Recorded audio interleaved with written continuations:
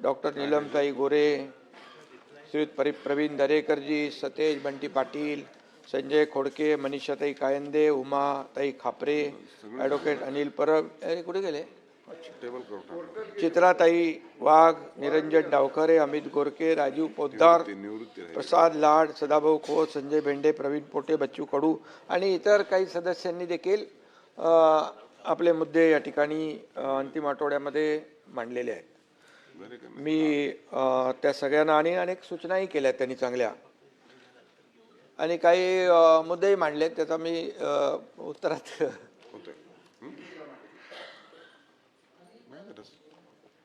सर्व सन्माननीय सदस्यांचं सभापती महोदय मी आभार मानतो.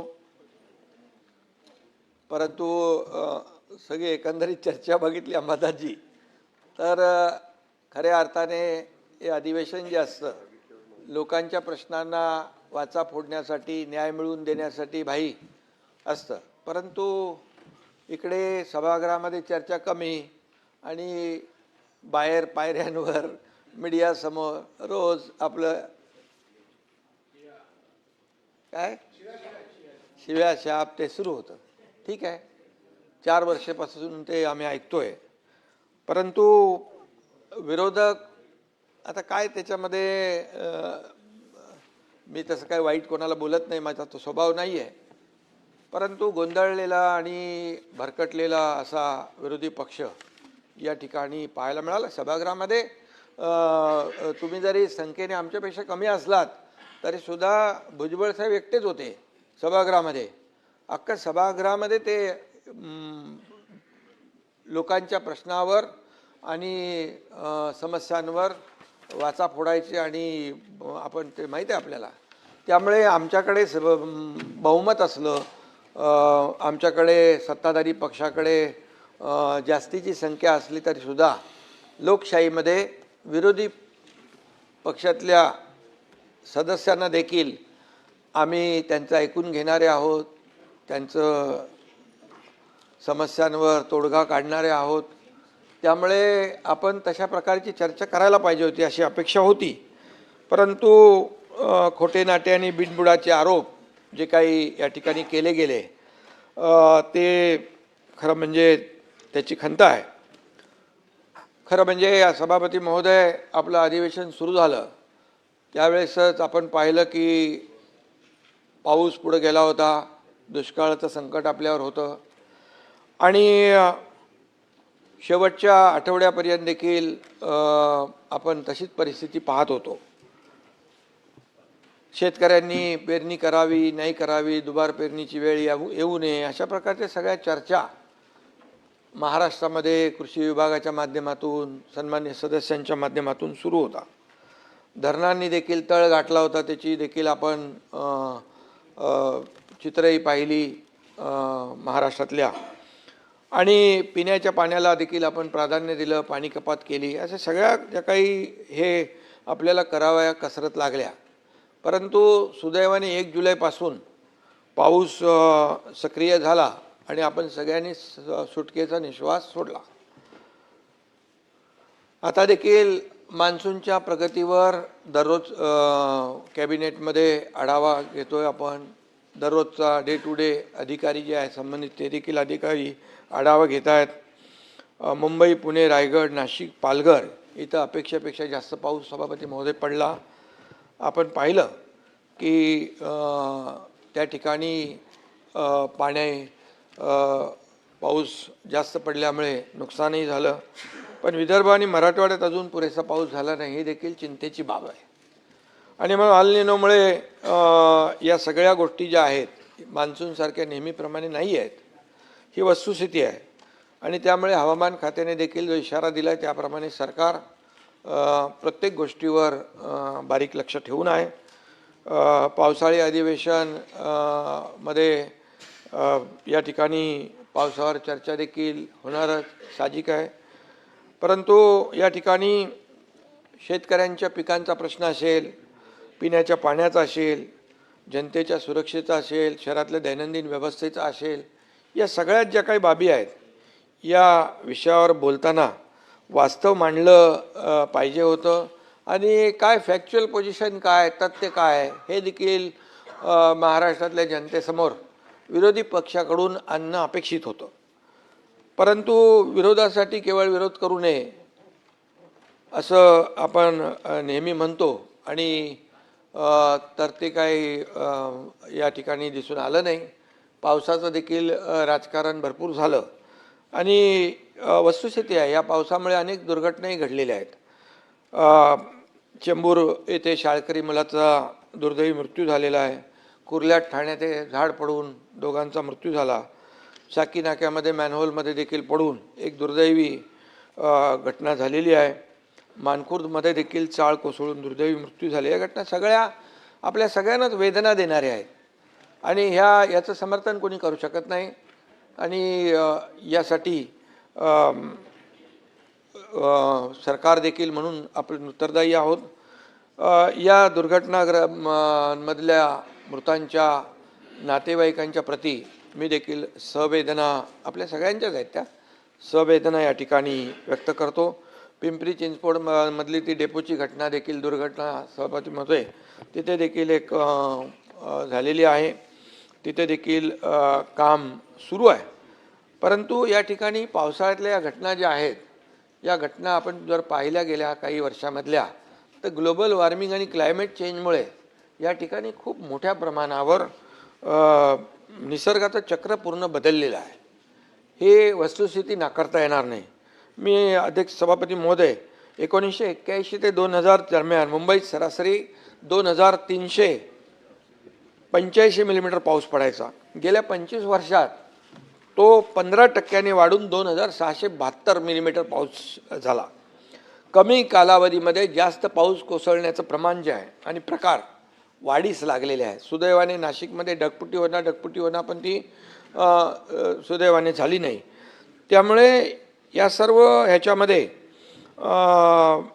जे काही आणि मुंबईमध्ये देखील पूर्ण मान्सूनमध्ये सीझनमध्ये जेवढा पाऊस पडतो त्याच्या 25% पाऊस भाई या आठवड्याभर पडला.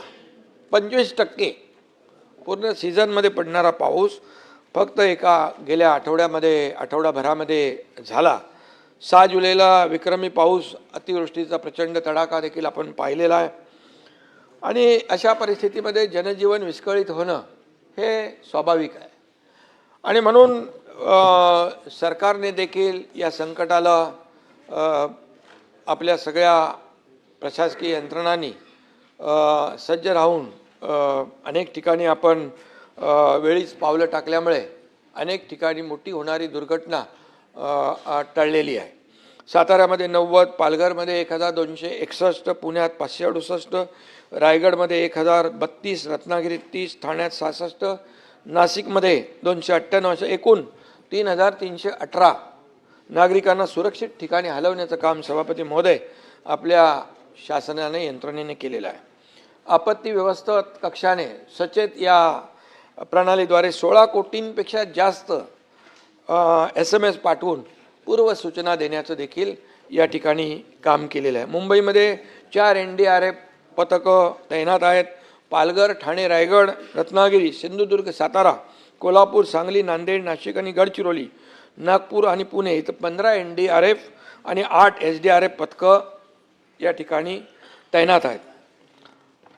अनेक लोकांनी अनेक प्रश्न या ठिकाणी उपस्थित केलेले आहेत की एवढं सगळं होऊन देखील आपण सरकारने काय केलं पण सरकारने काय केलं ते मला सांगण्याची आवश्यकता आहे.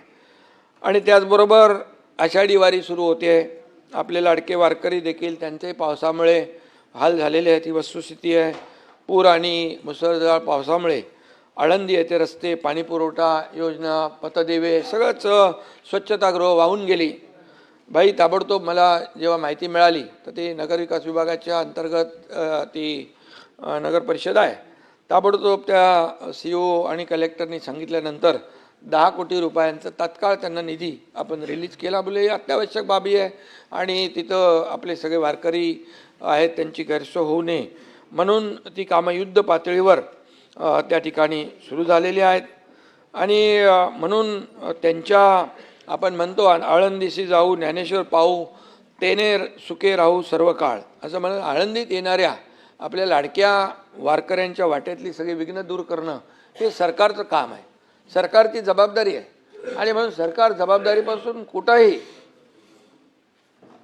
बाजूला जाऊ शकत नाही, कारण सरकार हे सगळी विघ्न दूर करण्यासाठी कटिबद्ध आहे. आषाढीच्या दिवशी चंद्रभागेच्या तीरावर वारकऱ्यांचा महासागर उसळतो. वारीच्या या मार्गावर पंढरपुरात लाडक्या वारकऱ्यांसाठी आपण चोख व्यवस्था केली. आरोग्यमंत्री पण जाऊन आले तिकडे पंढरपूरला आणि त्या ठिकाणची व्यवस्था पाहिली आपण. तर तिथे ICU देखील सुविधा ठेवतो आणि छोटी हॉस्पिटल्स, ICU अगदी चंद्रभागेच्या आपल्या त्या सगळ्या पटांगणामध्ये देखील मी स्वतः दरवर्षी तिकडे अगोदर जातो तयारी नियोजन पाहण्यासाठी. तर मोबाईल टॉयलेट असतील, बाकी सगळं व्यवस्था स्वच्छता याबरोबर ICU देखील त्या ठिकाणी तयार केले जातात. आणि आता आरोग्यमंत्री जाऊन आले, त्यांनी यावेळेस एअर ॲम्ब्युलन्स देखील त्या ठिकाणी वेळेस दुर्घटना होऊ नये परंतु आपली तजवीज नियोजन ठेवलेलं. आता परिवहन मंत्री देखील रविवारी जाणार आहेत. काय 5,500 गाड्या बसेस त्या ठिकाणी वारीसाठी सोडत आहेत. त्यामुळे कुठेही वारकऱ्यांना जे काही आपण दरवर्षी नियोजन करतो, टोलमाफीचा निर्णय देखील आपण त्यांना घेतलेला आहे. आणि म्हणून ह्या सगळ्या ज्या आहे कुठेही सरकार कुठं कमी पडणार नाही. आणि त्याचबरोबर सभापती महोदय, राज्यातल्या काही भागांमध्ये सरासरीपेक्षा देखील पाऊस कमी पडलेला आहे. ही वस्तुस्थिती आहे. खानदेश, मध्य महाराष्ट्र, पश्चिम विदर्भ, मराठवाड्यात ही परिस्थिती आहे. ही पुढील 10 दिवस हीच स्थिती राहण्याचा अंदाज आहे. त्यामुळे शेतकऱ्यांनी काही ठिकाणी पेरणी केलेली आहे आणि जवळपास 50-55% पेरणी झालेली आहे. आणि त्यामुळे शेतकऱ्यांची चिंता साहजिक आहे. परंतु शेतकऱ्यांना आपण नेहमी शेतकऱ्यांचं सरकार म्हणतो, शेतकऱ्यांनी चिंता करू नये, शेतकऱ्यांना वाऱ्यावर सोडणार नाही असं नेहमी आपण सांगत असतो.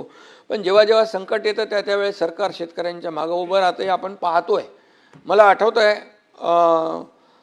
या ठिकाणी की जेव्हा मी मुख्यमंत्री होतो त्यावेळेस सुरुवातीला NDRFच्या नियमाप्रमाणे आपण पैसे देत होतो. दादा बरोबर आहे ना? NDRFच्या पण दुप्पट केले. 2 हेक्टरचं लिमिट 3 हेक्टर केलं. सततच्या पावसामुळे नुकसान मिळत नव्हतं ते आपण सुरू केलं. गोगलगाईने झालेलं नुकसान देखील आपण देऊ लागलो. आणि त्यामुळे शेतकऱ्यांना या ठिकाणी, आणि ते आता तसं सुरू आहे. आता देखील आपण जे आम्ही कर्ज 2 लाखापर्यंत कर्ज माफ करण्याचा निर्णय घेतला. बच्चूभाऊ इकडे आहेत, मोठा मोर्चा घेऊन आले होते ते. मुख्यमंत्री देवेंद्रजींनी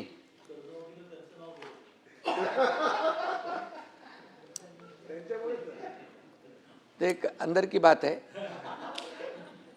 मी CM साहेब, देवेंद्रजी आणि अजितदादा आम्ही तिघं मग ते का ठिकाणी तिथं चर्चा केली आणि तो निर्णय घेतला. कमिटी झाली आणि त्याचं पुढचा निर्णय जो आहे मुख्यमंत्री महोदयांनी आपल्या अर्थसंकल्पीय अधिवेशनामध्ये या ठिकाणी जाहीर केला. त्यामुळे 36,000 कोटी रुपये पाटील साहेब 56 लाख लोकांना, शेतकऱ्यांना मिळणार आहेत. त्यामुळे हे सगळे आकडेवारी जी आहे, जी मी बोलतो आहे, आतापर्यंत मोबदला म्हणून 4 वर्षामध्ये 15,000 कोटी रुपये, इतर माध्यमातून 6,000 रुपये आपण शेतकऱ्यांना, जसं केंद्र सरकार प्रधानमंत्री महोदय मोदीजी 6,000 रुपये वर्षाला देतात तसं आपलं सरकार देखील 6,000 रुपये देतं. आणि त्यामुळे हे सगळं इतर जे काही आपण देतोय असं मिळून 45,000 कोटी रुपये. अंबादासजी तुम्हाला त्याच्यातली बरीचशी माहिती आहे. तर याचं मी जे बोलतोय त्याची आकडेवारी तुम्ही तपासून बघा. मी जे आहे ते जे देतोय तेच बोलतोय. आणि आता देखील जो निर्णय घेतलेला आहे तोही मोठा निर्णय आहे. आणि म्हणून आम्ही नेहमी सांगतो, सरकारच्या तिजोरीवर पहिला अधिकार आमच्या बळीराजाचा आहे, शेतकऱ्याचा आहे. आणि शेतकऱ्याचा असल्यामुळे या ठिकाणी शेतकऱ्याला कधीही वाऱ्यावर सोडलं जाणार नाही, ही विश्वास आपण या ठिकाणी बाळगा. आमच्यासाठी आमचा अजेंडा सत्ता खुर्ची नाही आहे. आमचा अजेंडा आहे सर्वसामान्य माणूस त्याच्या आयुष्यामध्ये काय बदल घडवता येईल आणि काय केलेलं आहे आम्ही. आज महाराष्ट्रामध्ये मी पुढे येतो त्याच्यावर. तुम्ही हसलात तरी तुम्हाला ते मान्य करावं लागेल की गेल्या 4 वर्षामध्ये या सरकारमध्ये काय काय केलेलं आहे. पायाभूत सुविधा असतील, त्याचबरोबर या कल्याणकारी योजना असतील, या आपल्या समोर आहेत. आणि त्यामुळे आज आपण पाहिलं की फार मगाशी मी म्हणालो ग्लोबल वॉर्मिंग, क्लायमेट चेंज अतिशय म्हणजे ग्लेशियर वितळायला लागलेत. या ठिकाणी समुद्राची लेवल वाढायला लागलेली आहे. अगदी ढगफुटीसारखा बदाबद पाऊस पडतो आहे. आणि त्यामुळे हे सगळं जे आहे याप्रमाणे युरोपामध्ये तर उष्णतेच्या लाटा आहेत. मध्ये ते टी व्हीत बघितलं ते रेल्वेचे रूळ असे वाकडे तिकडे झालेले आहेत. एवढं प्रचंड जे आहे सभापती महोदय, हे जो काही निसर्गाचा लहरीपणा आहे त्याचा आपला अंदाज घेऊनच आपल्याला या सर्व पुढच्या बाबी ज्या नियोजन आहे ते आपल्याला केलं पाहिजे. परंतु अंबादासजी, यामध्ये मी आपल्याला सांगतो, हे जे निसर्ग आहे आणि निसर्ग जो आहे त्याच्यासमोर आपल्याला आपण किती काय केलं तरीसुद्धा आपण टेंगणे आहोत. परंतु निसर्गाचा तडाखा कमी जाणवेल, जीवितहानी कमी होईल, यासाठी आपला प्रयत्न असला पाहिजे आणि तो केला आहे. परंतु काही जसं पावसामध्ये बेडकं डराव करतात, तसं राजकीय बेडकं देखील डराव करायला लागले.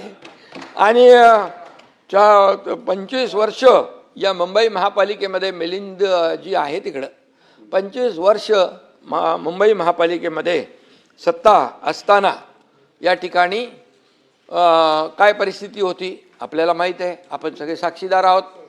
आणि मी काय खोटं बोलणार नाही, मी का कोणावर म्हणजे चुकीच्या पद्धतीने हे करणार नाही. तर दररोज या मुंबईच्याबद्दल, महाराष्ट्राच्याबद्दल जे रोज बाहेर ऐकतोय, सभागृहामध्ये खाली ऐकतोय, इथे ऐकतोय, ज्या टीका ज्या पद्धतीने करतायत त्या तथ्य तर असलं पाहिजे, खरं तर असलं पाहिजे. आमची एवढीच माफक अपेक्षा आहे. आणि म्हणून काय झालं तुम्हाला माहीत आहे यापूर्वी देखील. आता मी ते राजकारणामध्ये जाऊ इच्छित नाही, परंतु एक उदाहरण मी मिलिंदजी तुम्हाला सांगू इच्छितो. तुम्हाला माहीत आहे, तुम्ही साक्षीदार आहेत. 26 जुलै 2005 26 जुलै 2005ला ते अतिवृष्टीचं दृश्य आठवा. या ठिकाणी बाळासाहेबांच्या बद्दल कोणतरी बोलत होते इकडे. अरे बाळासाहेबांना एकटे सोडून 5 स्टार हॉटेलला कोण गेलं सांगा बरं.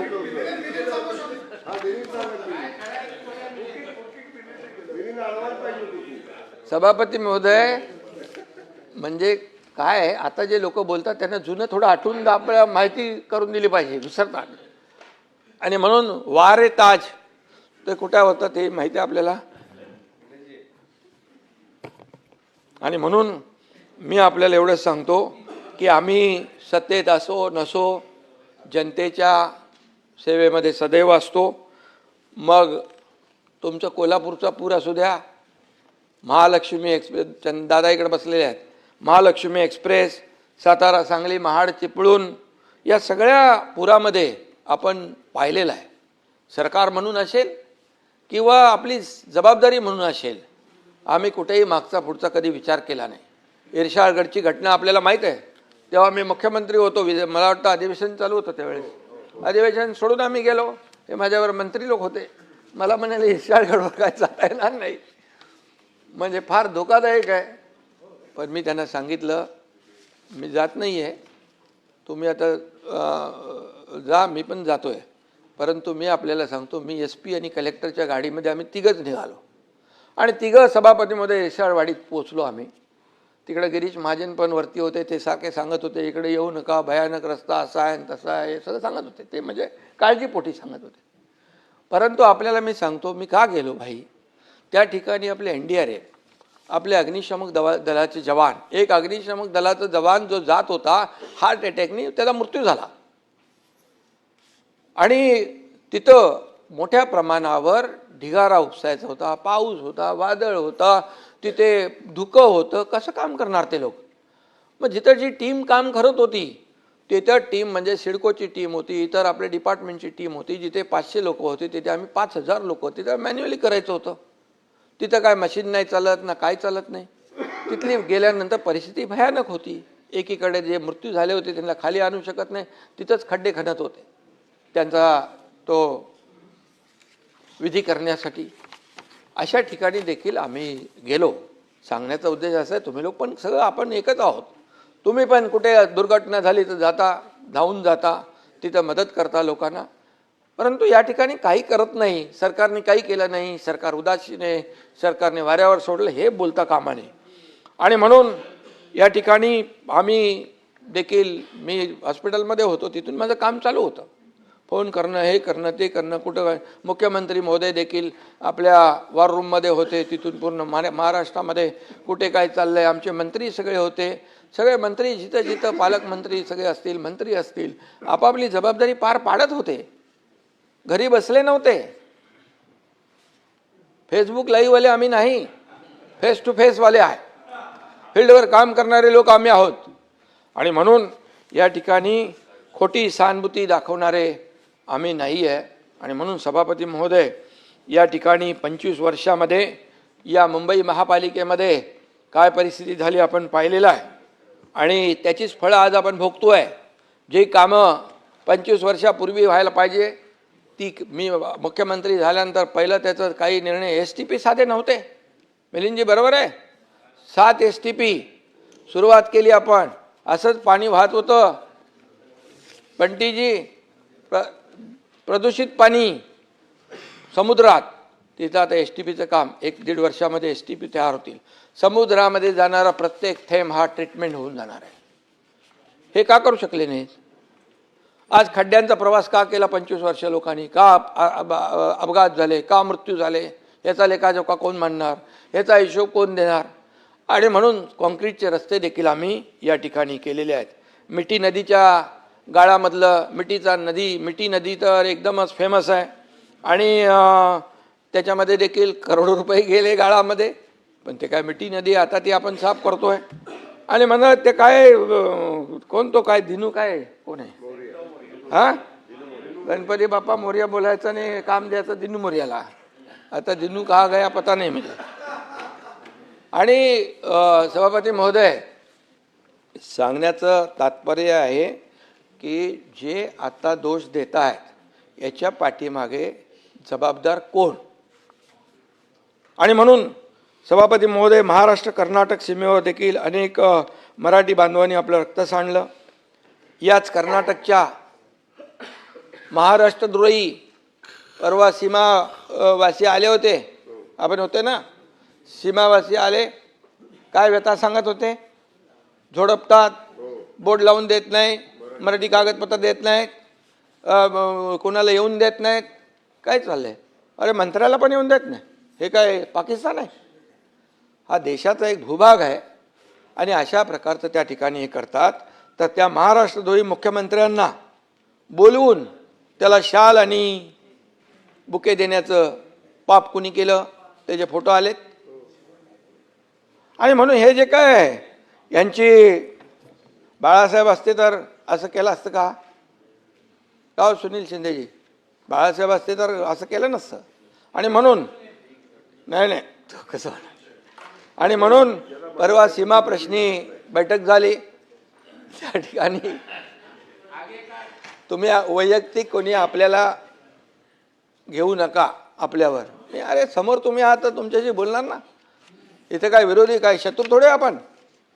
त्यामुळे सभागृहामध्ये आपण लोकांच्या सेवेसाठी आलेलो आहोत, जनतेच्या सेवेसाठी आलो. या ठिकाणी सीमा प्रश्नाच्या बैठकीनंतर पवार साहेब खाली जाता जाता तिकडे आले. त्यांना कोणाशी त्यांच्या लोकांशी बोलायचं होतं. माझ्या दालनामध्ये आले आणि मी वरती कॅबिनेटला होतो. मला माहीत पडलं तिकडे पवार साहेब आलेत. आता ज्येष्ठ नेते पवार साहेब आता आपले तिकडे बसले दालनात. मी ताबडतोब गेलो. त्यांना आपली संस्कृती आहे, शाल श्रीफळ दिलं. अरे काय किती मिरच्या, किती पोटदुखी, किती मळमळ, किती जळजळ, काय?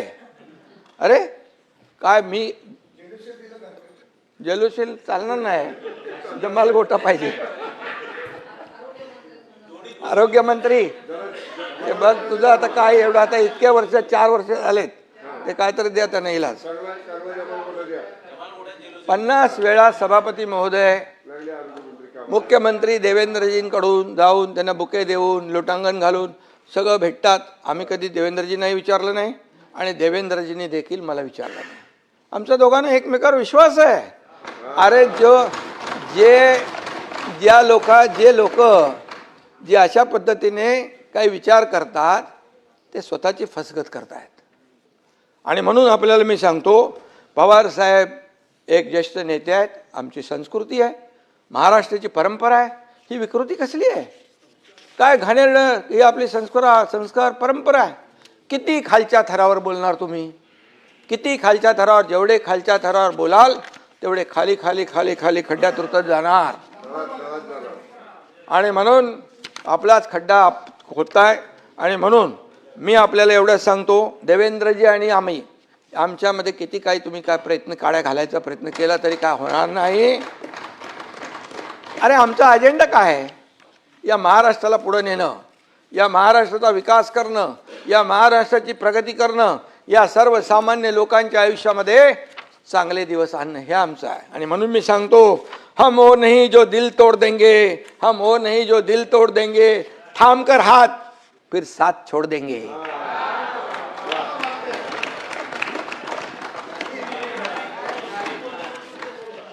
पानी की तरह ये दोस्ती हमारी, पानी की तरह दोस्ती हमारी, कोई कितना भी चाहे हम जुदा नहीं होंगे.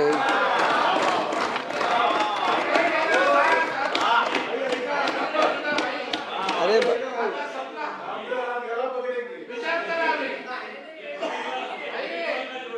काही लोक आहेत ना, मनामध्ये त्यांच्या उकळ्या फुटतात.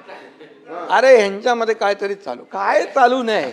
आम्ही रोज एकमेकांशी बोलतो, एकमेकांशी संपर्क असतो आमचा. कुठे काय झालंय, कुठे काय करायचं आहे, हे सगळं आहे. आमचा अजेंडा स्वार्थ नाही, आमचा अजेंडा परमार्थ आहे. लोकांना मदत करणं आमचा अजेंडा आहे.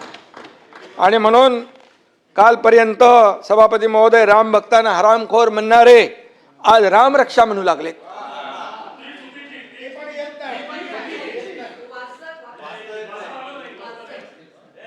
श्रीकांतनी एका दमात बोलून टाकलं होतं, हनुमान चालीसा, सत्ता असताना दाम आणि सत्ता गेली की राम. सत्ता असताना दाम, सत्ता गेली की राम, असं हा प्रकार आहे. आणि म्हणून कर्माची मिळाली शिक्षा म्हणून आठवली रामरक्षा. आता तुम्ही काय करणार सभापती महोदय? काहींनी नवा शोध लावलाय की हनुमानाने मशालीने लंका जाळली. हनुमानाने भाई मशालीने लंका जाळली. त्यांच्या पक्षाची निशाणी जर लायटर असती म्हणाले असतील लायटरने लंका जाळली.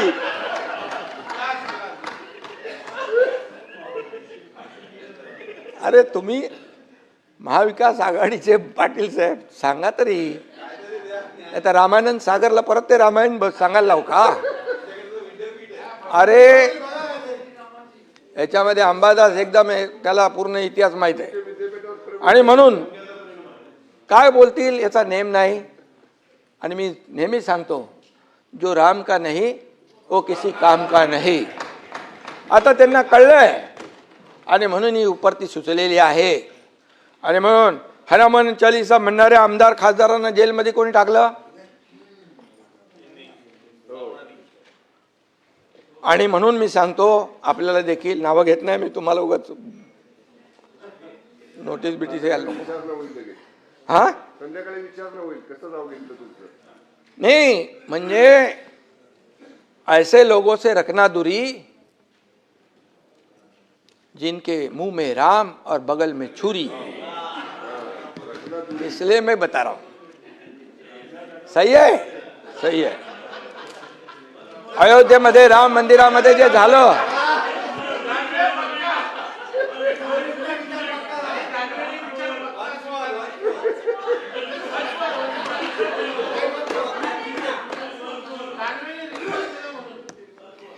नको जाऊ दे. अयोध्येत राम मंदिरामध्ये जे झालं त्याचं कोणी समर्थन करू शकत नाही. राम भक्तांना अतिशय वेदना झालेल्या आहेत आणि यावर कठोर चौकशी, कठोर कारवाई होते आहे. मोदीजी आणि योगीजी कुणालाही सोडणार नाहीत, ते जेलमध्ये तुरुंगात खडी फोडायला पाठवल्याशिवाय राहणार नाही. परंतु मी आपल्याला आठवण करू देऊ इच्छितोय की जे टीका करतायत त्यांच्या सहकाऱ्यांनी सिद्धिविनायकाच्या मंदिरामध्ये दानपेटी लुटण्याचं पाप केलं, तेव्हा चौकशीचे आदेश का दिले नाहीत? का दिले नाहीत? मी बोलतोय त्याच्यावर पुरावा म्हणून बोलतोय. हे बघा, सिद्धिविनायक मंदिरात अनागोंदी कारभार, आणि याच्यामध्ये म्हटलंय सिद्धिविनायकाला धोके आणि तिकडे खोके, ते मी नाव घेत नाही. हे बघा, ही बातमी आहे, हे मी बोलत नाही आहे. मनसेचे किल्लेदार यांनी प्रेस कॉन्फरन्स घेऊन हे त्यावेळेस हे केलेलं आहे. ही वस्तुस्थिती आहे, मी खोटं बोलणार नाही. आणि सिद्धिविनायकाच्या दानपेटीवर डल्ला मारणं हे आपलं हिंदुत्व आहे का? सावरकर यांना माफीवीर म्हणणाऱ्यांच्या मांडीवर बसणं हे आपलं हिंदुत्व आहे का? बाळासाहेबांचे विचार तोडून मोडून टाकणे हे आपलं हिंदुत्व आहे का? साधूंची हत्या झाली तेव्हा मूग गिळून बसणं हे आपलं हिंदुत्व आहे का? मतांसाठी दहशतवाद्यांना प्रचार सभेत फिरवणं हे आपलं हिंदुत्व आहे का? निवडणुकीत पाकिस्तानचे झेंडे नाचवणं हे आपलं हिंदुत्व आहे का? अरे भाई, हा, मुंबईत पण मुंबईत झालंय तो एक कुठला मजा हे होता तो, कुठली ती कोणाची ती होती ना, ती सजवली ती खबर नाही इथलं मुंबईमध्ये याकूब मेमन. आणि म्हणून मी एवढंच सांगतो, मतांसाठी एवढ्या खालच्या पातळीवर जाणं किती योग्य आहे? सभापती महोदय, इथं मतांसाठी जनाब बाळासाहेब ठाकरे असं लिहिलेलं कॅलेंडर तयार करून वाटण्याचं काम आणि त्याला समर्थन करण्याचं काम कुणी केलं असेल एवढ्या थराला? आणि तुम्ही काय आता हिंदुत्व आम्हाला शिकवताय? हिंदुत्व आम्हाला शिकवताय? विचारात हिंदुत्व या प्रभसाय, या आचरणात हिंदुत्व, नमस्कार, संस्कारात हिंदुत्व, मगाशी तुमची आठवण काढली मी, श्वासात हिंदुत्व, हृदयात हिंदुत्व आणि रक्ताच्या कणाकणात हिंदुत्व. सभापती महोदय असावं लागतं. हिंदुत्व हे काय टी शर्ट आहे का बदलायला, कधी काढला कधी बदलला, असं नाही होत. आणि म्हणून या ठिकाणी विधानसभेत देखील हिंदुत्व स्वीकारलं, हिंदुत्वावर बोललो, ही आमची चूक झाली असं म्हणणारे देखील या सभागृहाने पाहिलेले आहेत. त्यामुळे मी आपल्याला एवढंच सांगतो की आम्ही बाळासाहेबांचे विचार घेऊन पुढे चाललोय, त्याच्यामध्ये काही तडजोड नाही. आणि म्हणून जे आपण बोलतो त्याचं पुढं मागे वळून पाहिलं, आत्मपरीक्षण केलं तर नक्की या सगळ्या ज्या काही चुका आहेत ते आपल्या लक्षात येतील. सभापती महोदय, मिसिंग लिंकवर देखील खूप चर्चा या ठिकाणी झाली. अनेकांनी प्रश्न उपस्थित केले. काही लोक म्हणाले मिसिंग लिंक अख्खा कोसळला, काही लोक म्हणाले याच्यात एवढे पैसे खाल्ले. मी सांगतो, मिसिंग लिंक हा इंजिनिअरिंग मार्वल आहे. आज आपल्या सगळ्यांना अभिमान असला पाहिजे. ठीक आहे, ती दरड आली वरून आणि त्यांनी ती कमान जी आर्च आहे, ती आर्च जी आहे ती खाली आली. टनेलला, मिसिंग लिंकला एकाही पैशाचा धोका झाला नाही. ताबडतोब साफसफाई झाली. मी अनिल गायकवाड यांच्या संपर्कात होतो, वसईकरच्या संपर्कात होतो आणि वाहतूक सुरूही झाली. त्यामुळे काही लोकांनी जे काही एवढं आकाश तांडव एक केलं की मिसिंग लिंक बघा, एवढा मोठा मिसिंग लिंक, सगळ्या जाहिरातबाजी झाली, क्रेडिट घेतलं मुख्यमंत्र्यांनी, एकनाथ शिंदेनी आणि पडला. अरे मिसिंग लिंक पडला का त्याची कमांड पडली, किमान याची तरी तपासणी करून माहिती घेऊन तर बोलायला पाहिजे होतं. मिसिंग लिंक एवढा विक्रमी पाऊस होऊन देखील मिसिंग लिंकला परब साहेब कशाचाही धोका नाही. आणि जगातला सगळ्यात रुंद असलेला हा टनेल आहे. तो लोणावळा लेकच्या खाली 1000 मीटर खालून जातोय. आणि जो वायाडक्ट आहे हा देशातला सगळ्यात उंच वायाडक्ट आहे. तिथे बघा खोल दरी किती आहे, काय चॅलेंजेस होते. तिथल्या ज्या अधिकाऱ्यांनी हे बनवलेलं आहे त्यांना अभिनंदन केलं पाहिजे. त्यांचं चॅलेंजिंग जॉब होता. कितीतरी लोक काम सोडून गेले. हवा एवढी तेज हवा यायची, त्या हवेच्या झोकामध्ये काम करता येत नव्हतं. हां ठीक आहे, तो जो काही दगड आला, पाण्याचा एवढा प्रवाह होता आणि तो येईल इकडे असं कोणी म्हणजे मिसिंग लिंक तर काय, मिसिंग लिंकला काही झालेलं नाही आहे. मिसिंग लिंक आता गाडी तुम्ही पाटील साहेब तिकडून गेला असाल ना, आता चालू झाला आहे तो, आता जाणार तुम्ही तिकडून, त्यामुळे तो चालू आहे. आणि म्हणून ज्यांनी याच्यात काम केलं त्यांचं अभिनंदन केलं पाहिजे. या मिलिंद नार्वेकरला त्यांचंही अभिनंदन करतो मी. खरं बोलायची हिंमत दाखवली त्यांनी मिसिंग लिंकच्या बद्दल.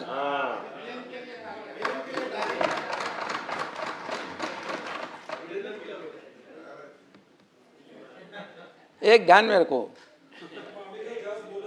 सत्य परेशान हो सकता है लेकिन सत्य पराजित नहीं हो सकता है.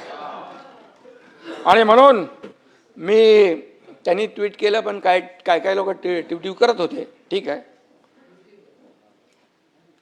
पण एक मी दुःख या गोष्टीचं आहे की हे जे काही आपल्या प्रकल्पांची बदनामी करणं, ही का आमची बदनामी नाही, सरकारची बदनामी नाही, मुख्यमंत्र्यांची बदनामी नाही आहे. परब साहेब, ही आपल्या राज्याची बदनामी आहे. आज या मिसिंग लिंकला पाहण्यासाठी देशातून नाही विदेशातून लोक येत आहेत. कसा हा मिसिंग लिंक झाला, कसा वायाडक्ट उभा राहिला. ठीक आहे, त्या पाणी आलं, फ्लो आला आणि त्याची कमान जी आहे ती बाहेर लावलेली आपण ते डेकोरेशन सारखं करतो, फसाड टाईप, ते खाली आले. आणि म्हणून या ठिकाणी महाराष्ट्राचे शत्रू ही करत नसतील एवढी बदनामी आज लोकशाहीमध्ये आपले विरोधी पक्षातले सदस्य किंवा सदस्य नसतील, आपले कोणी असतील, नेते असतील, ते करत असतील. पण खऱ्या अर्थाने जे लोक महाराष्ट्राच्या प्रकल्पांची बदनामी करतायत त्यांना आपण काय म्हणणार. काही लोकांनी तर म्हणाले हे देशाचे शत्रू आहेत. मोदीजींच्या बद्दल जाऊन बाहेर प्रदेशामध्ये देशाची बदनामी करतात, आपल्या प्रधानमंत्र्यांची बदनामी करतात. आता इथं महाराष्ट्रामध्ये, राज्यामध्ये राहून महाराष्ट्राची बदनामी करणारे कोण? महाराष्ट्रद्रोही म्हणायचं आम्ही त्यांना? हे महाराष्ट्रद्रोहच होऊ शकतो. आणि म्हणून हे राज्याचे दुश्मन जे आहेत त्यांना माझं सांगणं आहे, तुम्हाला नाही, त्यांना माझं सांगणं आहे, कुठलाही प्रकल्प आपला जर झाला बदनाम तर ती महाराष्ट्राची बदनामी होते, कुठल्या पदाधिकाऱ्याची, मुख्यमंत्र्याची नाही ना, मंत्र्याची नाही. त्यामुळे शेवटी आपल्याला हे देखील तारतम्य बाळगलं पाहिजे. परवा वायनाडमध्ये दुर्घटना घडली, दरड कोसळून 6 जणांचा दुर्दैवी मृत्यू झाला. त्याचं दुःख आम्हालाही आहे. बिलकुल कोणाचाही मृत्यू होणं हे त्याच्या परिवाराला जे चटका बसतो, वेदना होतात, ते आपल्याला देखील संवेदनशील लोकांना व्हायलाच पाहिजे. पण त्याचं राजकारण करायचं का?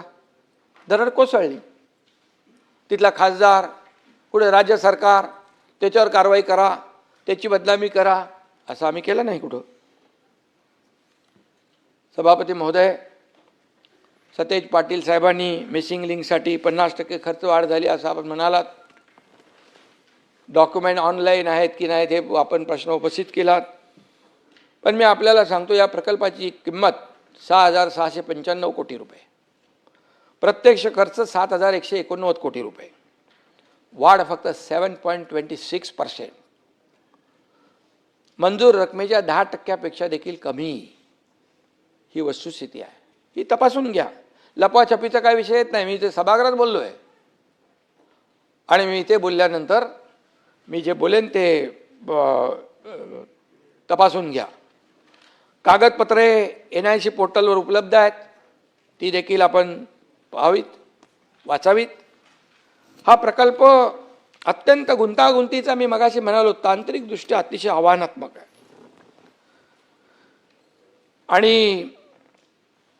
आणि म्हणूनच मिसिंग लिंकची खरी परिस्थिती आपण पाहिली तर मला वाटतं थोडी माहिती घेतलीत तर आपल्याला याच्यातलं चॅलेंज काय, आव्हान काय हे आपल्याला कळेल. आणि ज्यांनी केलं त्यांचं कौशल्य देखील आपल्या लक्षात येईल. जे झालेलं आहे त्याचं समर्थन आम्ही बिलकुल करत नाही. ताबडतोब ते सुरू झालं पाहिजे, मार्ग खुला झाला पाहिजे, याचं काम केलं आम्ही ताबडतोब. एकदा तर दरड कोसळली, मी मंत्री होतो तर स्वतः जाऊन तिथे थांबलो होतो मी. आमचे त्या दिवशी पण राजे होते, शिवेंद्र बाबा तिकडं गेले होते. या सतेजजी, या प्रकल्पामुळे मुंबई पुणा 40 मिनिटांनी अंतर कमी झालं. पुढचं सातारा, तुमचं कोल्हापूर सगळंच. पश्चिम महाराष्ट्रामध्ये हा गेम चेंजर प्रकल्प आहे. दर दिवशी 1 कोटी रुपयाचं इंधन वाचतंय, प्रदूषण वाचतंय, वाहतूक कोंडी वाचते आहे. आणि म्हणून हा प्रकल्प जो आहे हा गेम चेंजर प्रकल्प आहे असं मी या ठिकाणी सांगू इच्छितो. सभापती महोदय, हा रस्ता जो आहे मुंबई पुण्याचा, जेव्हा मुंबई पुणे हा द्रुतगती मार्ग झाला, गडकरी साहेबांनी केला त्यावेळेस बाळासाहेबांच्या संकल्पनेतून, त्यावेळेस देशातला हा ॲक्सेस कंट्रोल पहिला रस्ता होता. आणि मुंबई पुणे हा ॲपडाऊन लोक रोज करू लागले. IT पार्क वाढले, सर्व्हिस इंडस्ट्री वाढली, मोबाईल इंडस्ट्री वाढली, तिकडे रिअल इस्टेट बूम झाला, किती प्रगती झाली. एक रस्ता काय करू शकतो. आणि आता या मिसिंग लिंकमुळे देखील त्याच्यामध्ये आणखी फायदा होईल आणि मग या सगळ्या क्षेत्राला त्याचा फायदा होईल. आणि म्हणून मी एवढंच सांगतो की ज्यांनी हे काम केलं आहे त्यांना सल्यूट केला पाहिजे. आणि ज्यांनी आरोप केलेत त्यांच्याबद्दल देखील मी एक सांगू इच्छितो की इल्ज़ाम लगाने से पहले आईना देखा होता, इल्ज़ाम लगाने से पहले आईना देखा होता, सच की रोशनी में अपना चेहरा भी नजर आया होता. सच्चाई बघा, सत्य बघा, पण डोळ्यावर टिकेची झापडं बांधल्यानंतर काय कळणार, काय कळणार. आणि म्हणून सत्सद विवेक बुद्धीची जी लिंक आहे तीच मिसिंग झाली तर आम्ही काय करू शकत नाही.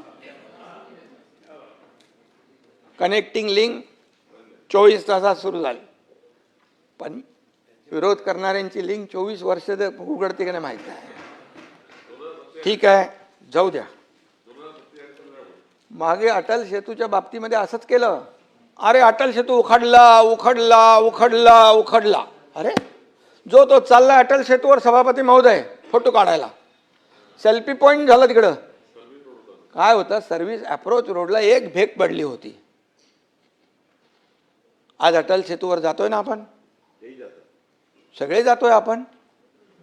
आज अटल सेतूमुळे एअरपोर्ट, नव्या मुंबईचं एअरपोर्टला जाण्याचं अंतर किती वाचलं, किती फायदा झाला अटल सेतूमुळे. आणि या सगळ्या गोष्टी ह्या ज्या काही आपण केलेल्या आहेत, याचं जी कनेक्टिव्हिटी आपण केली आहे महाराष्ट्रामध्ये, त्याचं कौतुक करायचं तर जाऊ द्या, परंतु टीका तरी करू नका. खऱ्या अर्थाने या अटल सेतूवर परबसाहेब 30,000 पेक्षा जास्त वाहनं इथून ये जा करतायत आता. आणि अनेक देखील टीका झाल्या. मॅन्युअलमधून मगाशी मी चर्चा केली, मॅन्युअलमध्ये पडून मृत्यू झाला. 5 वर्षापूर्वी देखील डॉक्टर अमरापूरकरांचा असा दुर्दैवी मृत्यू झाला होता. एक डॉक्टर होते ते. या घटना सगळ्या दुःखदच आहेत, या वेदनादायीच आहेत. झाड पडून मृत्यू झाले पूर्वी, पण सगळा हिशोब आहे आमच्याकडे. पण या घटना टाळल्या कशा जातील याच्यावर आपण एकमताने विचार केला पाहिजे. का त्याचं राजकारण करता कामा नये. मला त्याच्यावर काय राजकारण करायचं नाही आहे. कोणाच्या काळात किती झाडं पडली, कोणाच्या काळात किती मृत्यू झाले, ते काय मृत्यूचं राजकारण करणं सगळ्यात दुःखद आहे, सगळ्यात दुर्दैवी आहे. आणि म्हणून या दुर्घटनेचं राजकारण थांबवून संवेदना दाखवण्याची आवश्यकता आहे. रस्त्याच्या काँक्रिटीकरणामुळे झाडं पडली असे काही लोकांनी आरोप केलेला आहे. महापालिका आयुक्तांनी त्याचा खुलासा केलेला आहे. मी पुन्हा एकदा सांगू इच्छितो, गेल्या आठवड्यात मुंबईत 830 झाडं कोसळली. त्यापैकी सरकारी आणि रस्त्यावरची 350 झाडं होती. बाकी 480 झाडं सभापती महोदय खाजगी जागांवर होती, सोसायट्या वगैरे. काँक्रिटीकरणाचा जो विषय आहे काही ठिकाणी नक्की असू शकतं, परंतु आपण जे आता काँक्रिटीकरण जे इतके वर्ष झालं नव्हतं, 2 फेजमध्ये 6,500 कोटीचं काँक्रिटीकरणाला मंजुरी दिली, त्याच्यामध्ये सॉकपीट देखील ठेवायला सांगितलेले आहेत. जी झाडं आहेत त्याच्या बाजूला आळं झालं पाहिजे, त्यातून माती असली पाहिजे, तिथून पाणी मुळापर्यंत गेलं पाहिजे. या सगळ्या गोष्टी ज्या आहेत त्या सांगितल्यात आणि कुठे त्याची अंमलबजावणी होत नसेल तर बिलकुल आम्ही ते करू. आणि आता आपण पाहिलं की 80-90च्या स्पीडने वारे वाहत होते, त्यामुळे झाडं पडली, फांद्या पडल्या. ही वस्तुस्थिती आहे. 20 वर्षात पावसाचं गणितच बिघडून गेलेलं आहे. ज्या पद्धतीने पाऊस वाढला आहे त्या पद्धतीने आपण तशी योजनाही करतो आहे. मुंबई महापालिकेमध्ये पुराच्या नियंत्रणासाठी जे काही योजना केलेल्या आहेत, महापालिकेचे 547 पंप कार्यरत आहेत. MMRDA, रेल्वे आणि इतर यंत्रणा धरून 990 पंपांची व्यवस्था आहे. 6 मोठी pumping station, 10 mini pumping station कार्यरत आहेत. पावसाळ्यापूर्वी छोटे मोठे नाले आणि मिठी नदी नाल्याची सफाई जी आहे ती ती झाली, त्याच्यावर काही आरोप झाले. नाले सफाईत AI तंत्रज्ञान देखील वापरण्याचं काम केलं. पूर्वी गाळ न काढताच काय काय व्हायचं ते देखील त्याचे साक्षीदार आपण आहोत. AI तपासणीमुळे 2025मध्ये कंत्राटदारांना 12.5 कोटी, तो अंबादाजी लिहून घ्या, आणि 2026मध्ये 9,25,00,000चा दंड आकारण्यात आलेला आहे.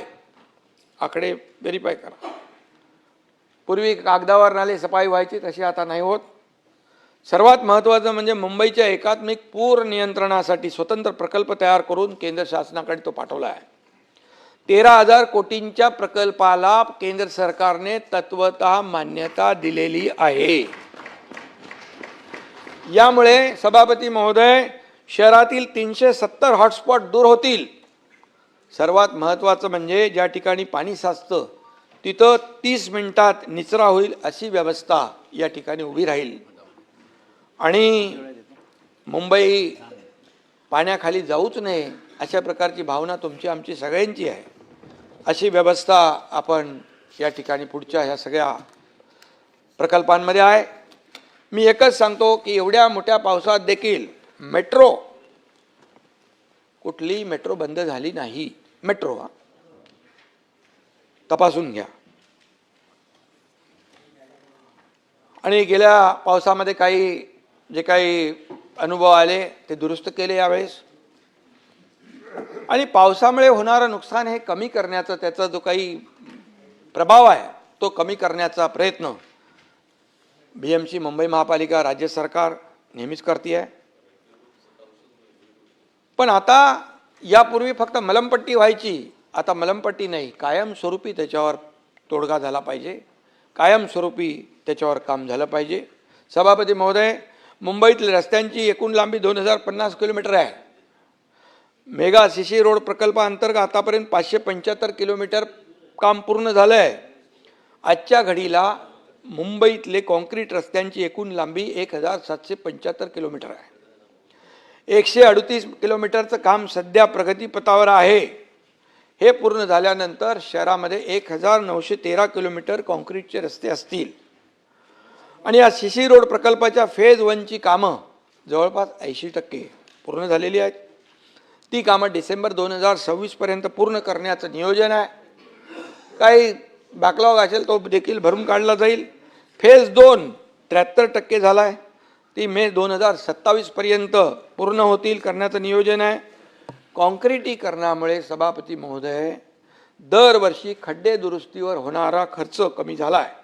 2018-19मध्ये 243 कोटी खर्च होता खड्डे भरणीवर.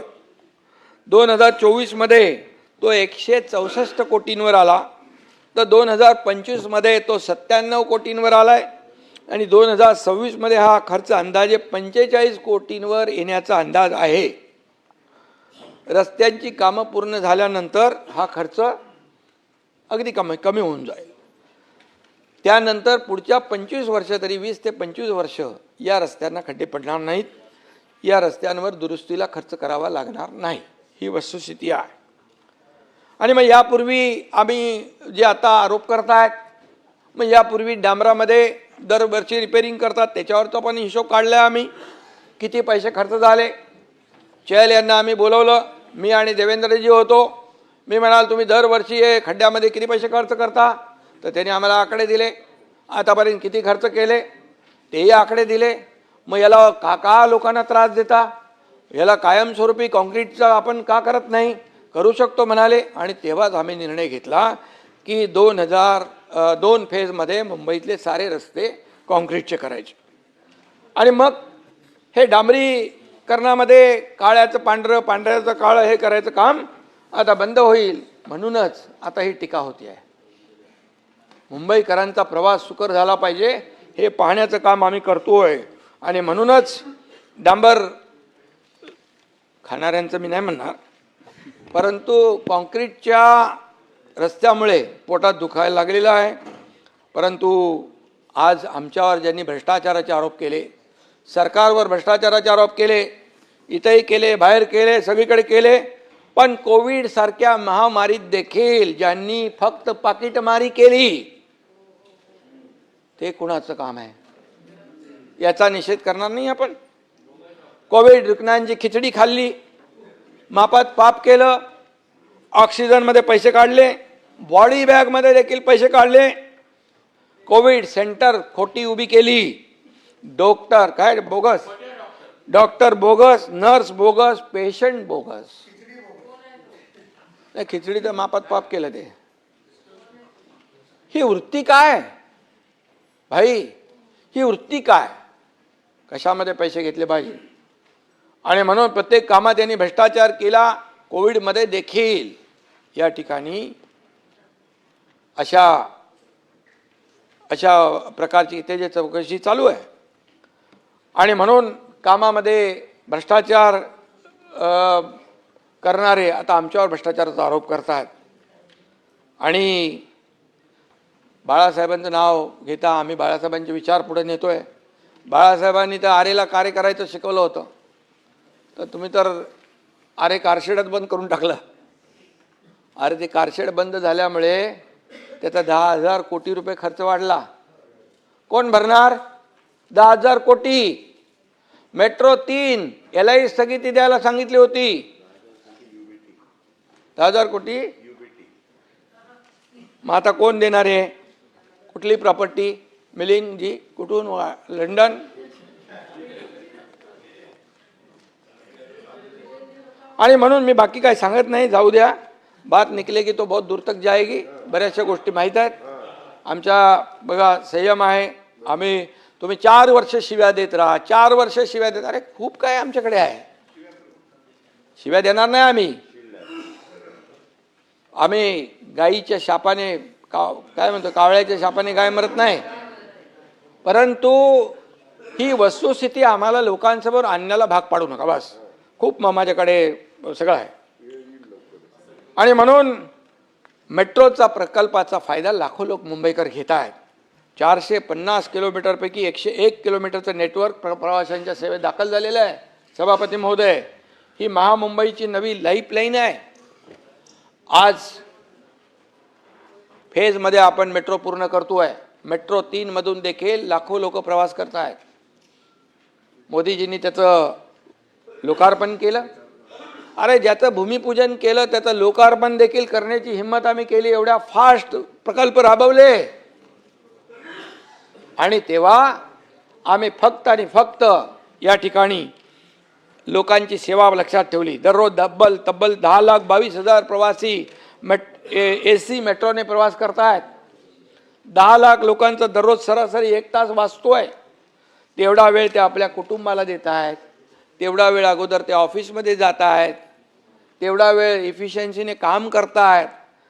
मग त्यामुळे प्रदूषण कमी होतं आहे, वाहतूक कोंडी कमी होते आहे. सिडकोच्या मेट्रोमधून 7,27,000 प्रवासी रोज प्रवास करतात. इन्फ्रा प्रकल्पांना गती देताना राज्याचा महसूल देखील वाढवतोय. मी हे का सांगतोय? तुम्ही सांगताय काय केलं तुम्ही? काय फक्त भ्रष्टाचार केला, करप्शन केलं? अरे आमचं करप्शन नाही आहे, आमचं नेशन फर्स्ट आहे. आणि करप्शन फर्स्ट कोणाचं आहे? आणि म्हणून जे आम्ही केलं ते समोर आहे. आणि महसूल विभागाच्या बाबतीमध्ये अंबादास दानवे, आपले परिणय फुके, अरुण लाड, नीलमताई, प्रवीण दरेकर, मनीषाताई कायंदे, आपले परबसाहेब, श्रीमती चित्राताई वाघ, राजीव पोद्दार, सदाभाऊ खोत, संजय भेंडे आदी सन्मान्य सदस्यांनी महसूल विभागाशी संबंधित काही मुद्दे मांडले.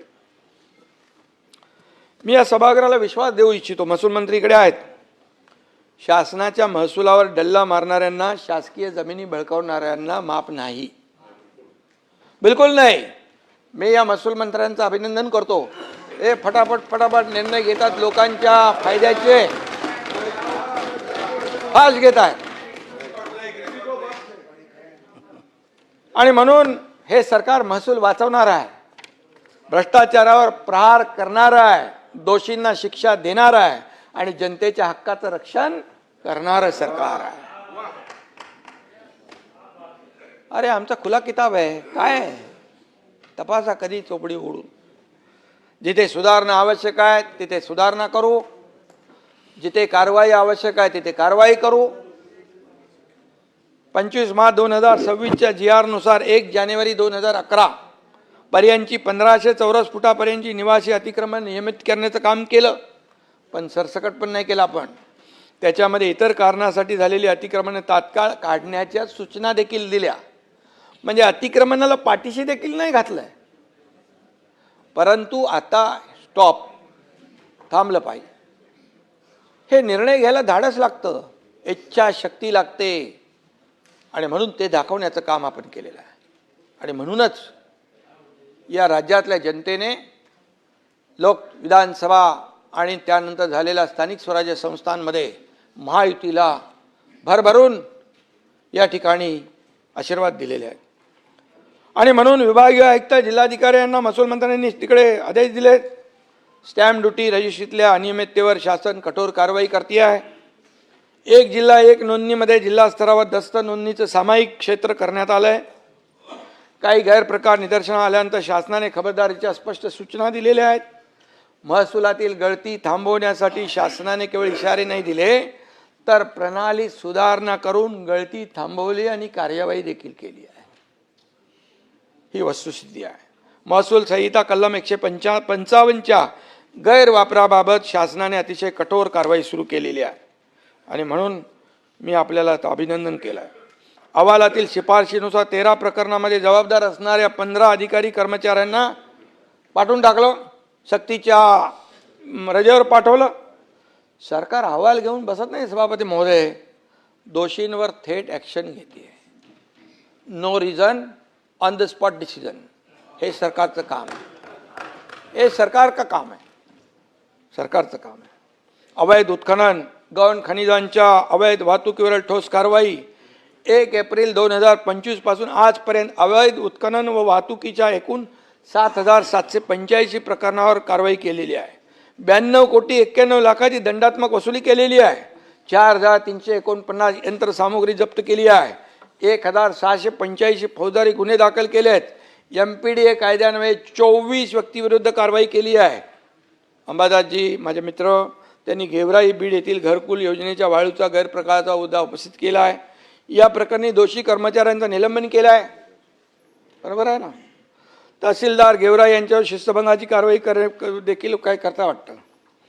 गरिबांच्या घरकुलासाठी असलेली वाळू जर कोणी लाटण्याचा प्रयत्न केला तर त्याच्यावर कठोर कारवाई केली जाईल, ही सरकारची भूमिका आहे. संभाजीनगर, बीड आणि जालना या जिल्ह्यामध्ये मुद्रांक शुल्कात 62 कोटींच्या घोटाळ्याचा आरोप आपण केला. परंतु मी आपल्याला सांगतो, वस्तुस्थिती अशी आहे, 2025-26 मध्ये छत्रपती संभाजीनगर विभागाला 1315 कोटी रुपयाचं टार्गेट दिलं होतं, पण प्रत्यक्ष वसुली 1254 कोटी झालेली आहे. त्यामुळे हा घोटाळा नाही आहे, हा इष्टांकाच्या तुलनेमध्ये कमी वसुली झालेला प्रकार आहे. बरोबर आहे. आणि म्हणून आपण ते व्हेरीफाय करून घ्या. राज्यातील कायदा सुव्यवस्थेबाबतीत देखील सन्माननीय सदस्यांनी काही प्रश्न उपस्थित केले. मी आपल्याला सभागृहाला सांगू इच्छितो, या राज्यातील गंभीर गुन्ह्यांमध्ये घट होती आहे. मे 2025च्या तुलनेत मे 2026 मध्ये दुखापतीचे गुन्हे 187ने कमी झालेत. विनयभंगाचे गुन्हे 374नी घटलेत. हे रेकॉर्ड आहे माझ्याकडे, तुम्हाला मी देईन, इथे माझ्याकडेच आहे. जबरी चोरी 271, घडफोडी 295 आणि चोरी 384 यासारख्या गंभीर गुन्ह्यामध्ये घट झाली आहे. गुन्हे उघडकीचं प्रमाण गेल्या वर्षीच्या तुलनेत निलमताई 3.12% वाढलेलं आहे. मे 2026 अखेर भारतीय न्याय संहिता आपलं नवीन झालं ना, या कायद्यान्वये एकूण गुन्हे उघड होण्याचं प्रमाण 82.4% होतं, ते आता 85.16% इतकं झालेलं आहे. मे 2026 अखेरपर्यंत सभापती महोदय 1,95,751 प्रतिबंधक कारवाया मोका MPDA अशा केलेल्या आहेत. नसरापूर येथील अमानुष घटना झाली, संपूर्ण राज्य हादरलं. सगळ्यांच्याच मनाला वेदना आणि जी काही भावना होती ती आपण सगळ्यांनी व्यक्त केली. पण या नराधमाच्या मुसक्या पोलिसांनी तात्काळ आवळल्या. फास्ट ट्रॅकवर खटला चालून 55 दिवसात आरोपीला फाशीची सजा सुनावण्याचं काम पोलिसांनी केलं. आणि म्हणून न्यायव्यवस्थेला धन्यवाद दिले पाहिजे, पोलिसांना धन्यवाद दिले पाहिजे. मुख्यमंत्री महोदय मॉनिटर करत होते, निलमताई गेले होते तिकडे, मी देखील DG SP यांच्या संपर्कात होतो. आम्ही सगळे लोक या केसच्या मागे होतो. आणि म्हणून पोलिसांनी जी दिवस रात्र मेहनत केली त्यांचं अभिनंदन केलं पाहिजे. ज्यांनी ज्यांनी या कामामध्ये सहकार्य केलं या सगळ्यांचं, DG असतील, SP असतील, पोलीस विभागाचे, फॉरेन्सिक विभागाचे अधिकारी असतील, यांना त्यांचं काय, आता आपण झालेली घटना अतिशय दुर्दैवी आहे.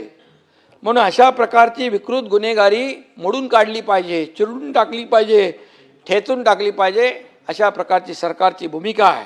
आणि म्हणून लाडक्या बहिणींकडे वाकडी नजर करणाऱ्यांची गय या राज्यामध्ये केली जाणार नाही.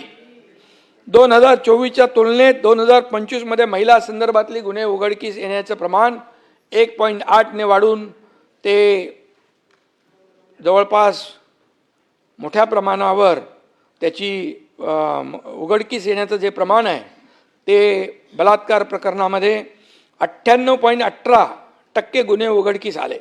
त्यातील 99.89% गुन्हे ओळखीच्या व्यक्तीकडून घडल्याचं देखील समोर आलेलं आहे. अंबादास दानवेंनी महिला बेपत्ता होण्याचा मुद्दा उपस्थित केला होता. आपण 2021 ते मे 2026 या कालावधीत 2,34,000 महिला बेपत्ता झाल्याच्या तक्रारी दाखल झाल्या. त्यापैकी 2,17,758 महिलांचा शोध घेण्यात आला. तर याच काळात 72,000 मुलं बेपत्ता झाल्याच्या तक्रारी होत्या. त्यापैकी अंबादासजी 69,000 मुलांचा शोध घेण्यामध्ये पोलिसांना यश आलं. ऑपरेशन मुस्कानचं यश आहे. म्हणून आपण जेव्हा पोलिसांवर आरोप करतो त्यावेळेस पोलिसांनी ज्या चांगल्या गोष्टी केलेल्या आहेत, चांगल्या घटना वाईट घटना उघडकीस आणल्या, त्यांना जरब बसवली, त्याचं देखील लक्षात घेतलं पाहिजे. सायबर क्राईम, आर्थिक फसवणूक व डिजिटल अरेस्टचे गुन्हे वाढत आहेत. मे 2026 अखेरपर्यंत सायबर आर्थिक फसवणुकीचे 3,675 गुन्हे दाखल झाले आहेत, ज्यामध्ये फसवणुकीची रक्कम 1,195 कोटी आहे. 1,195. आणि मी हेही आपल्याला सांगू इच्छितो, या गुन्ह्यातील फसवणूक झालेल्या नागरिकांना न्याय देण्यासाठी NCCRP पोर्टल तयार केलेला आहे. गेल्या 5 वर्षात अनेक आरोपींची बँकेची खाती फ्रीज करून नागरिकांचे 1,599 कोटी वाचवण्यात महाराष्ट्र सायबरला यश आलेलं आहे. मी हे बोललो नाही तर तुम्ही नंतर बोलाल अरे आमच्या प्रश्नाचे उत्तरच दिले नाही, म्हणून मी आकडेवारीनुसार बोलतोय.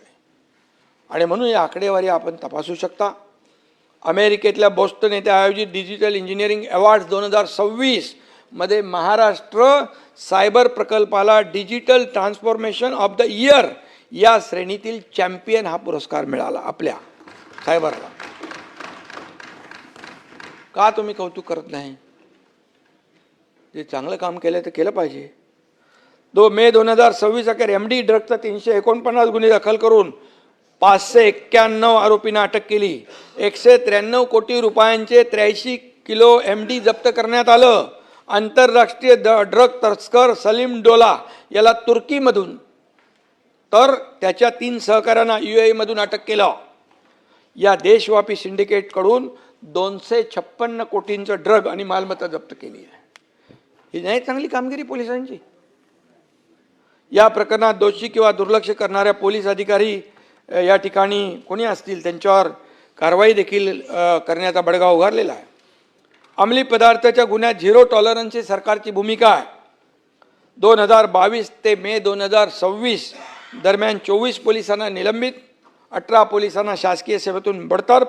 हे सरकारची कारवाई आहे. हे सरकार गुन्हे दाखल करून थांबत नाही तर त्याच्या शेवटापर्यंत गुन्हेगाराला शिक्षा होईपर्यंत पाठपुरावा करणारं हे सरकार आहे.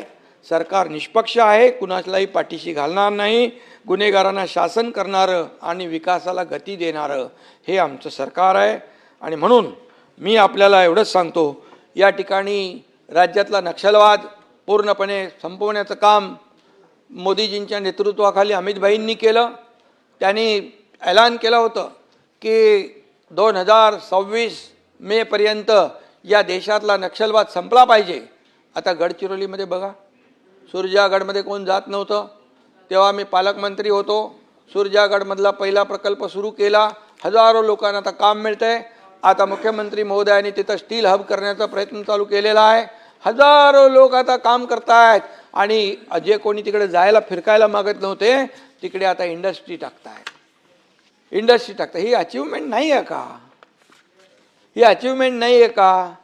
त्यावेळेस मी स्वतः म्हणालो की सुरजागडमध्ये प्रकल्प चालू करायला कंपनी तयार आहे, पण सरकार त्याला पूर्ण सपोर्ट करत नाही, कारण नक्षलवाद्यांची भीती. मी त्यावेळेस म्हणालो सरकार नक्षलवाद्यांना घाबरत असेल तर हे सरकार कामाचं नाही. त्यावेळेस मी म्हणालो होतो.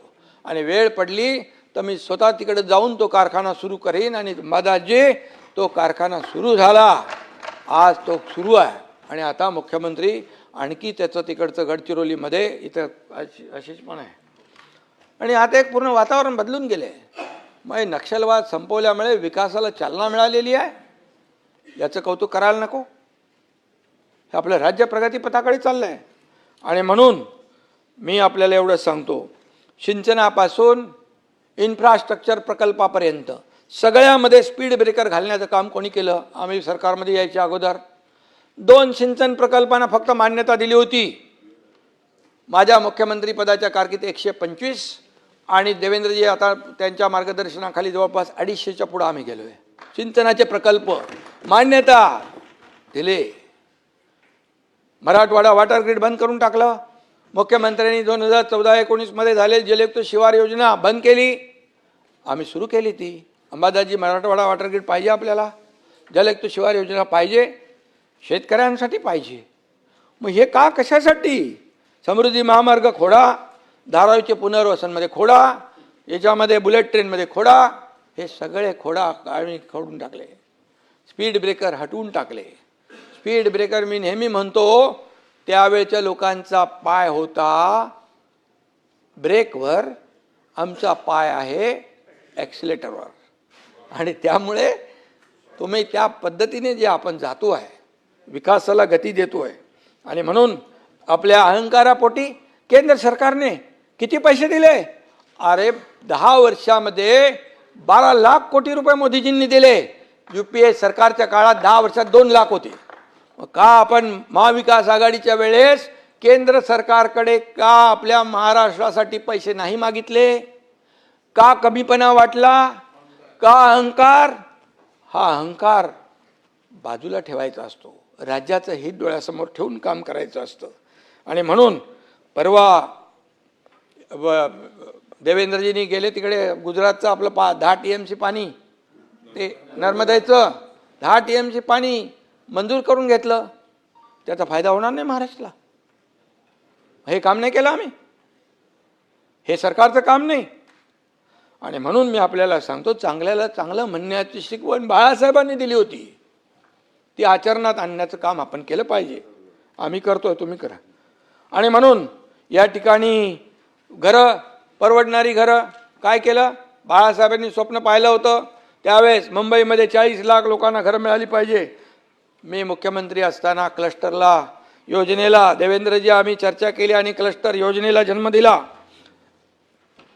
आज BDT चाळीचा पुनर्विकास कोणामुळे रखडला होता?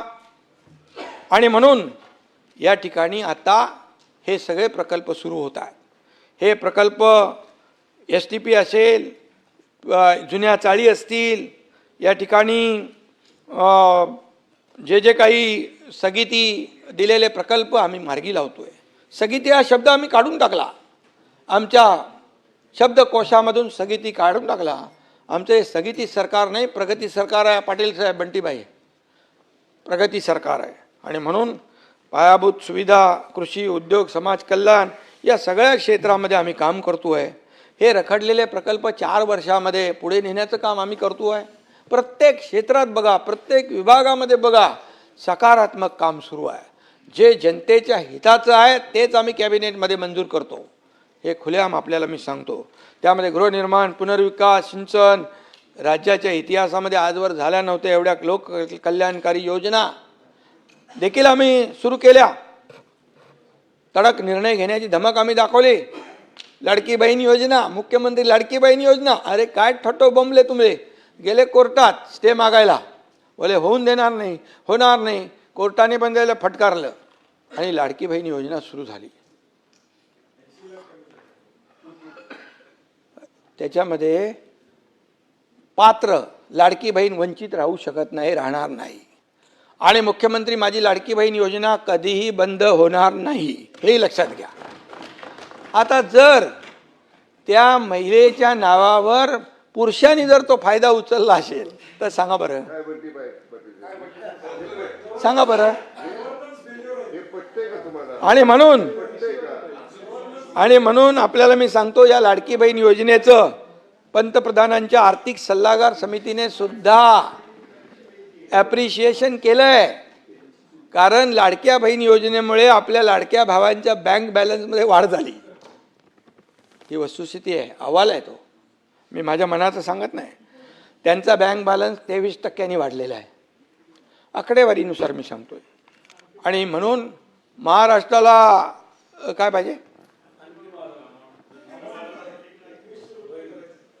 सगळं होणार योग्य वेळी. सगळं जे जे होणार, जे जे बोलणार ते ते होणार, बोललेलं आहे ते होणार. बिलकुल नाही. जे होणार तेच आम्ही बोलतो, जे नाही होणार ते आम्ही बोलत नाही. प्रिंटिंग मिस्टेक आम्ही म्हणत नाही. एकदा वीज बिल माफ केलं, निवडणूक झाल्यावर विजेची बिलं गेली 3 महिन्यात. म्हणाले ठीक आहे, निवडणुकीत आश्वासन द्यायची असतात, सगळेच कुठे पाळायची असतात. तुम्हाला माहीत आहे ते, तुम्ही होते, त्यामुळे जाऊ दे, त्याच्यात मला काही जायचं नाही. आणि म्हणून महाराष्ट्राला सभापती महोदय देशात अव्वल करण्यासाठी मुख्यमंत्री देवेंद्रजी देखील अनेक धडाकेबाज निर्णय घेत आहेत. दाओसमध्ये विक्रमी MOU झाले. किती लाख झाले हो? आता वेळ 17. आतापर्यंतचे 17 लाख कोटी या ठिकाणी आताच्या ह्याच्यात झाले. आणि पूर्वीच्या 2-3 ह्याच्यामध्ये ते 30 लाख बरोबर बोलत आहेत, ते सगळे मिळून झालेले आहेत. आणि नुसते काय आकडे नाही आहे, ते त्याचं एक्झिक्युशन आहे. 70%, 75%, काही ठिकाणी 80% त्याचं अंमलबजावणी आहे. हे काय मी बोलतोय ते तुम्ही तपासून घ्या.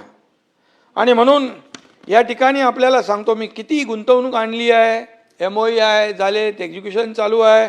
तिसरी मुंबई, तिथं आता अटल सेतू लँड होतो, तिथे तिसरी मुंबई होतीये. एज्यू सिटी आहे, मेडी सिटी आहे, स्पोर्ट सिटी आहे, एरो सिटी आहे, आणि म्हणून इनोव्हेशन सिटी आहे. काय काय करतोय बघा, जरा बघा, उघडा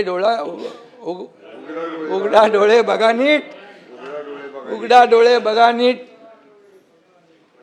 आणि म्हणून IT आहे, डाटा सेंटर आहे, ग्रोथ सेंटर आहेत, AIचा वापर आपण करतोय राज्यामध्ये.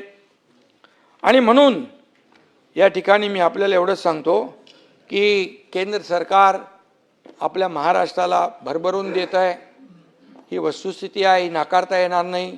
रोज उठसूट केंद्र सरकारला शिव्या, प्रधानमंत्र्यांच्यावर आरोप. तिकडे अमित भाईंनी तर 10,000 कोटी रुपये दिले आपले, ते इन्कम टॅक्स माफ केलं, ते साखर कारखान्यांचे.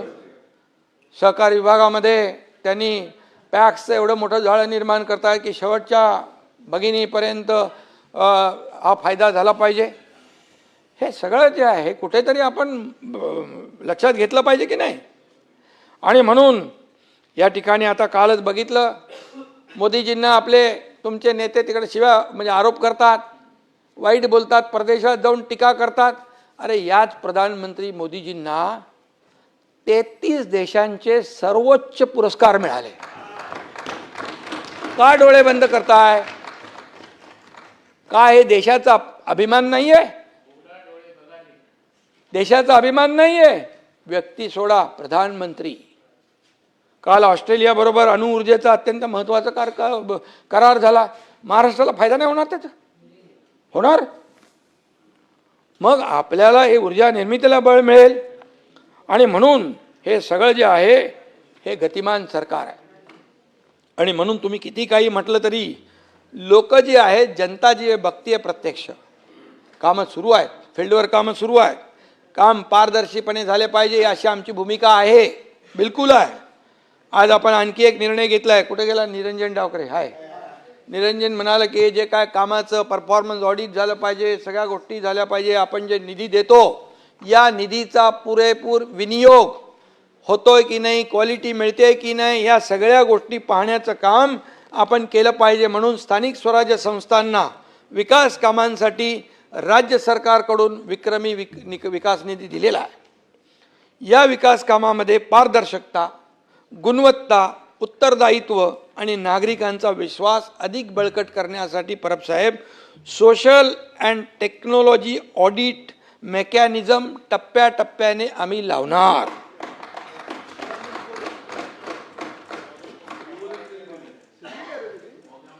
विकास कामांचे आर्थिक तांत्रिक प्रशिक्षण आणि कामाची क्वालिटी एवढेच नाही तर proper standards, time bound completion, physical progress, नागरिकांना मिळणाऱ्या सुविधांचा इम्पॅक्टचे स्वतंत्र ऑडिट होणार. सभापती महोदय, हे सगळं पारदर्शकतेचं काम आहे. या प्रक्रियेमध्ये geo tagging, GIS mapping, AI ॲनालिसिसचा वापर होईल. तसेच नागरिक आणि रहिवासी संघटना, स्वयंसेवी संस्था, तांत्रिक तज्ज्ञ, शैक्षणिक संस्था, लोकप्रतिनिधींच्या सहभागातून सोशल ऑडिट देखील होईल. माझा ठाम विश्वास आहे सभापती महोदय, हा एक ऐतिहासिक निर्णय साबित होऊ शकतो. अकाउंटेबिलिटी प्रत्येकाकडे राहील आणि क्वालिटी आणि वेळेवर काम पूर्ण करण्याची जबाबदारी राहील. केंद्र शासनाने जलशक्ती अभियानांतर्गत जलसंचय, जनभागीदारी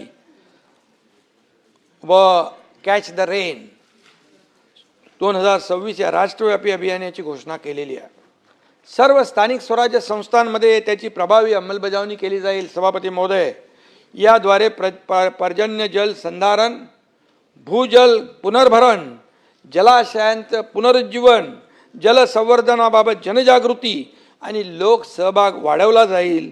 त्या अनुषंगाने सर्व नागरी स्थानिक स्वराज्य संस्थांना विशेष जनजागृती अभियान राबवलं जाईल. जलसंवाद कार्यक्रम राबवला जाईल. कॅच द रेन मोहिमेद्वारे व्यापक प्रचार केला जाईल आणि जलसंवर्धनाशी संबंधित कामांचं उद्घाटन, लोकार्पण, तलाव पुनरुज्जीवन, हरित क्षेत्र विकास, तसेच आवश्यकतेनुसार स्पंज पार्क विकसित करण्याचे निर्देश दिलेले आहेत. पावसाचा प्रत्येक थेंब अडवा, जिरवा आणि जपा हा संदेश जनतेपर्यंत पोहोचवण्याचं काम महाराष्ट्र सरकार जल सुरक्षित व जल समृद्ध करण्यासाठी शासन करेल, अशा प्रकारचं या ठिकाणी मी सांगू इच्छितो. त्याचबरोबर एक राहून गेलं माझं, एक मूळ मुंबईकरांना हक्काचं घर मिळावं हे बाळासाहेबांची संकल्पना होती. आपल्या पुनर्विकास प्रकल्प मार्गी लावण्यासाठी आपल्याला काही ठोस निर्णय घेण्याची आवश्यकता होती. आणि त्याचबरोबर मुंबईमध्ये डोंगर माथ्यावर जिथे लँडस्लाईड होतं त्या ठिकाणच्या लोकांना पण आपल्याला तिथून काढून शिफ्ट करून हक्काची घरं देण्याचा देखील निर्णय आपल्या सरकारने घेतलेला आहे.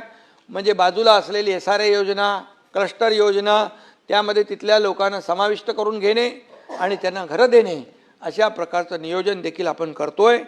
आणि आपल्याला मी अगदी थोडक्यामध्येच सांगतो की किती मोठे प्रकल्प आता जे रखडले होते 20-20, 25-25 वर्ष, ते रखडलेले प्रकल्प आपण मार्गी लावतोय. गोरेगावचा मोतीलाल नगर पुनर्विकास प्रकल्पाचा प्राथमिक मास्टर प्लॅन तत्वता मंजूर करून त्याला LOI दिलाय. अंधेरी जुहू गल्ली 27,000 घरं, रमाबाई आंबेडकर नगर 17,000 घरं, अभ्युदय नगर 3,410 कुटुंब, त्याचबरोबर GTB नगर 1,200 कुटुंब, यामध्ये त्याचबरोबर कामाटीपुरा 8,800 सदनिकांचा पुनर्विकास प्रक्रिया जी गेल्या अनेक वर्ष रखडली होती ती आपण मार्गी लावतोय. तिथल्या आमच्या माता भगिनी ज्या आहेत त्यांचं देखील क्वालिटी लाईफ त्यांना मिळालं पाहिजे, त्यांना मान सन्मान आदर, त्यांचा जीवनमान बदललं पाहिजे, यासाठी आपण प्रयत्न करतोय. SVP नगर, त्याचबरोबर ही सगळी जी काही घरं आहेत, आता जी घरं 300 फूट नाही, काही ठिकाणी तर 1,000 फूट आहेत, 1,500 फूट आहेत, मोठी पण घरं आहेत. नामजोशी BDD चाळीचा महत्त्वाकांक्षी प्रकल्प देखील सुरू होतोय. परंतु काही हे प्रकल्प रखडल्यामुळे जो मुंबईकर मुंबईच्या बाहेर फेकला गेलेला आहे, अगदी इकडे वसई, विरार, नालासोपारा, इकडे कल्याण, डोंबिवली, अंबरनाथ, बदलापूर, वांगणीपर्यंत गेलेला मूळ मुंबईकर पुन्हा मुंबईमध्ये आणण्याचं काम सरकार केल्याशिवाय राहणार नाही. आणि म्हणून फनेल झोनच्या बाबतीमध्ये देखील पुनर्विकासाच्या बाबतीमध्ये नगरविकासने निर्णय घेतला आहे. काल देखील मुख्यमंत्र्यांनी त्याची बैठक घेतली आणि फनेल झोनचा पुनर्विकास देखील ही मुंबईकरांची डोकेदुखी आहे. आणि म्हणून मुंबईकरांसाठी तो देखील न्याय देण्याचं काम आपण करतोय. त्याचबरोबर डिफेन्समधले रेल्वेच्या खाली असलेल्या ज्या काही झोपडपट्ट्या आहेत, मी स्वतः रेल्वे मंत्र्यांशी पियुष गोयल यांच्याशी बोललो जाऊन, आपल्या अश्विनी वैष्णव, त्यांना सांगितलं इतक्या वर्षापासून हे लोक राहत आहेत, तर म्हणाले DPR तयार करून आणा, आपण त्याला मान्यता देऊ आणि एक प्रकल्प आपण केला तर त्या धर्तीवर आणखी देखील प्रकल्प करू, त्याच्यामध्ये कायमची डोक्यावरची टांगती तलवार भाई निघून जाईल त्यांच्यावरती, तो देखील काम आपण करतोय. आणि म्हणून डिफेन्स आहे, CRZ बाधित इमारतींसाठी सर्वकष पॉलिसी आपण करतोय. आणि म्हणून या क्षेत्रातल्या सर्व इमारतींचा पुनर्विकास रखडलेला आहे, तो पुनर्विकासला चालना देण्याचं काम आपण करू. काही लोक फक्त मराठी माणसाच्या नावाने गळा काढतात, असं नाही आहे. आम्ही करतोय, मनापासून करतोय. त्यांना पुन्हा मुंबईमध्ये आणणार आणि म्हणून त्यांच्या आयुष्यातला बदल घडवण्याचं काम देखील करणार. गिरणी कामगार सचिन भाऊ त्याचं एक करत असत प्रयत्न, गिरणी कामगारांना देखील घरं देण्याचा निर्णय भाई आपण करत असता. आणि वांगणीला जे जाणार आहेत ते, जे नाही त्यांना आम्ही मुंबई MMR मध्ये घरं देतोय, त्यामुळे तो निर्णय देखील झालेला आहे. आणि म्हणून या ठिकाणी त्यांच्या त्यांच्या जीवनामध्ये बदल घडवण्याचं काम आपण या ठिकाणी करतोय. आणि मी आपल्याला एवढंच सांगतो अंबादासजी, आणि आम्ही तोडायची भाषा करत नाही, आम्ही जोडायची भाषा करतो. आम्ही तुडवायला आलेलो नाही, आम्ही वाढवायला आलेलो आहे. समजलं की नाही? आणि आम्हाला हे विकास करायचा आहे, आम्हाला हे सगळं भानगडी करायचं नाही. आणि म्हणून आम्ही तिकडे लक्ष देत नाही, दुर्लक्ष करतो. म्हणून आम्ही एवढं काम करू शकलो, याचा आम्हाला अभिमान आहे. आणि म्हणून काय रोज काय काय भाषा देता, काय काय बोलता, तुम्ही नाही बोलत, पण काही लोक बोलतात काय काय, म्हणजे ते 4 वर्षापासून तीच भाषा आहे. मी त्याचा उल्लेख करू इच्छित नाही, परंतु शिंदे आहे मी आणि बाळासाहेबांचा बंध आहे आणि त्याच्या माझ्यामुळे अनेकांचे वांदे देखील झालेले आहेत. आता कुठंतरी बघा, पहिले तर दारात नव्हते, पण आता घरामध्ये मिटिंगा होतात. याचं क्रेडिट मला देणार की तुम्ही? सुनीलला सांगू. आणि ठीक आहे, चांगलं आहे, करू द्या. 6 खासदार आले, स्वागत केलं आम्ही त्यांचं. का आले हे आत्मपरीक्षण करा. आणि म्हणून त्यानंतर भाऊचा धक्का आला, तो कुठे गेला? जोर का धक्का धीरे से. आणि म्हणून हे सगळं जे गमतीचं आहे. आणि म्हणून मी आपल्याला सांगतो, शिव्याशाप देऊन काही होणार नाही. तुम्ही स्वतः आत्मचिंतन, आत्मपरीक्षण करण्याची आवश्यकता. बघा, मी कधी कोणी काय बोललं तरी मी माझं मोजकं प्रतिक्रिया देतो आणि विषय सोडून देतो. मी त्याच्यामध्ये जर घुसलो तर काम होऊ शकत नाही. आणि म्हणून विकासाचा अजेंडा घेऊन आम्ही पुढे चाललेलो आहे. मी आपल्याला एवढंच सांगतो, आत्मपरीक्षण करा. सभापती महोदय, आपल्या माध्यमातून मी सांगतो, आत्मपरीक्षण करा. आणि एवढंच सांगतो जाता जाता, ए पत्थर दिल तेरा ये भरम भी टूट जाए. अरे क्या भाऊ का धक्का अभी आया क्या?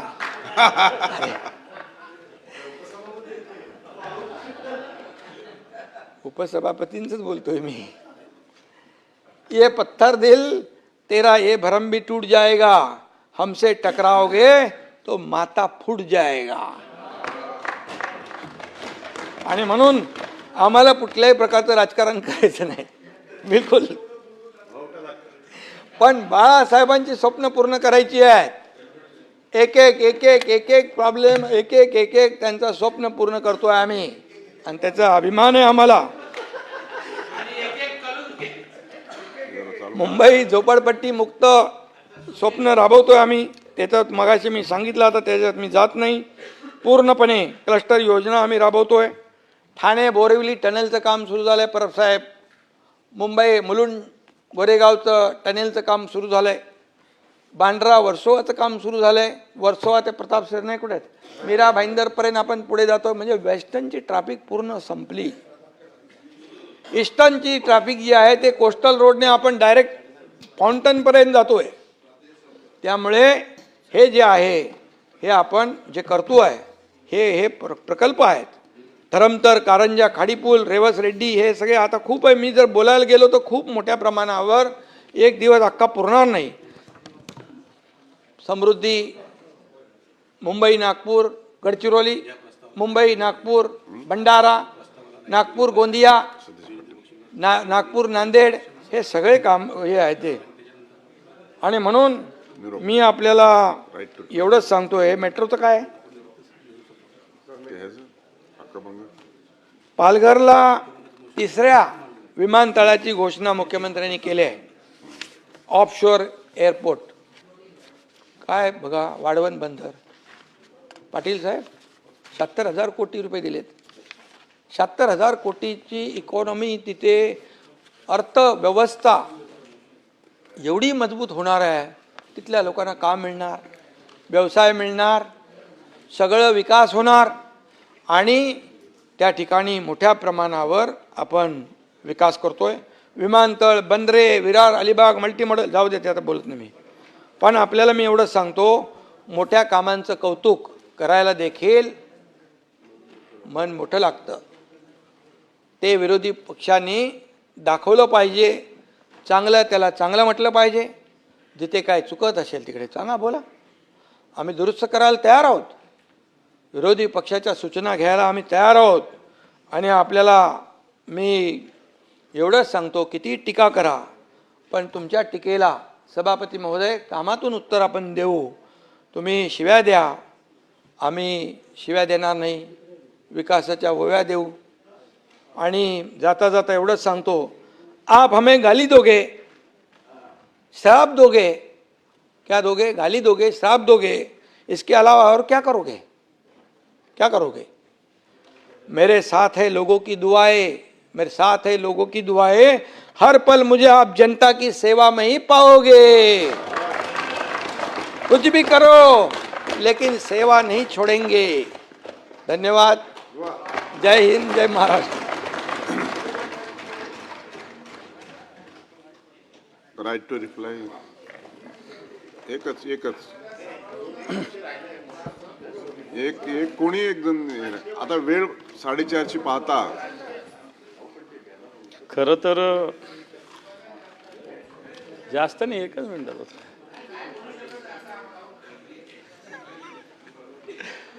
राजकीय न म्हणता म्हणता मान्य शिंदे साहेबांनी सगळंच राजकीय भाषण केलेलं आहे. नाही, आमच्या प्रश्नाचं उत्तर सभापती महोदय मिळालेलं नाही. मी बाकी राजकीय बोलत नाही. खरं तर ते सभागृहाच्या बाहेरच्या घडामोडीवरच जास्त बोलले सभागृहापेक्षा. माझे 2-3 मुद्दे मी विशेषतः लॉ अँड ऑर्डरचे मांडलेले होते. मी 2-3 मुद्दे असे मांडले होते की डोंबिवलीला परवा एका नगरसेवकांनी जे डॉक्टरांना मारलं त्याच्याविषयीचा मुद्दा मी मांडला होता. त्याच्यानंतर एक मुरबाडच्या आमदारांनी जेलमध्ये असलेल्या गँगस्टरला सुपारी दिलेली सभापती महोदय, त्याचा मुद्दा मी मांडलेला आहे. पनवेलकर नावांच्या व्यक्तीला. मीरा भाईंदरच्या नगरसेविका निशा नरेश नार्वेकर यांनी दिलेलं DGला आणि मुख्यमंत्र्यांनी दिलेलं पत्र आहे कोणाकोणाविषयी कारवाई करावी. त्याच्यानंतर मी तुळजाभवानी मंदिराचं जे 4000 एकर जमिनीचा मुद्दा तोही मांडलेला आहे. आणि वर्सावे ठाणे, मला वाटतं काल महसूल मंत्र्यांनी त्याच्याविषयी घोषणा केली, तेव्हा मी आता तो मुद्दा काही रिपीट करत नाही. त्यांनी त्याच्याविषयी सूचना दिलेल्या आहे. आणि सगळ्यात महत्त्वाचं, कुणबी प्रमाणपत्राच्या विषयी जे हैदराबाद गॅझेटियरचे आहे त्याच्या नोंदी घोषित करणे, हे मुद्दे मी मांडलेले होते. मला असं वाटतं राईट टू रिप्लायमध्ये याचं उत्तर मला आलेलं नाही. जर मिळालं तर बरं होईल. सभापती महोदय, नगरसेवक रमेश म्हात्रे, कल्याण डोंबिवली यांच्या बाबतीमध्ये गुन्हा दाखल आहे. ते अटक आहेत. त्यांच्यावर कडक कारवाई केलेली आहे. कुठल्याही परिस्थितीमध्ये पोलिसांच्या कामामध्ये कुणीही कारवाईमध्ये अडथळा आणलेला नाही. आज तुम्हाला कळलं असेल की कोर्टाने देखील भूमिका घेतली आणि व्हिडिओ कॉन्फरन्सिंगद्वारे न करता प्रत्यक्ष कोर्टामध्ये हजर करण्याच्या सूचना दिल्या. तिनं हॉस्पिटलमधून काढून पोलीस स्टेशनला घेऊन गेले, लॉकअपमध्ये घेतलं, लॉकअपमधून कोर्टामध्ये नेला. आता पुढचं ते काय आज कोर्टामधलं आहे. मुरबाडच्या स्थानिक आमदारांच्या बाबतीमध्ये आपण हे म्हटलेलं आहे ते, परंतु याची चौकशी पोलीस करतायत पनवेलकर नावाच्या व्यक्तीच्याबद्दल ना, तर त्यामुळे हे जे आहे त्याची पोलीस चौकशी करतायत. याच्यामध्ये कुठल्याही आमचे लोकप्रतिनिधी जे आहेत,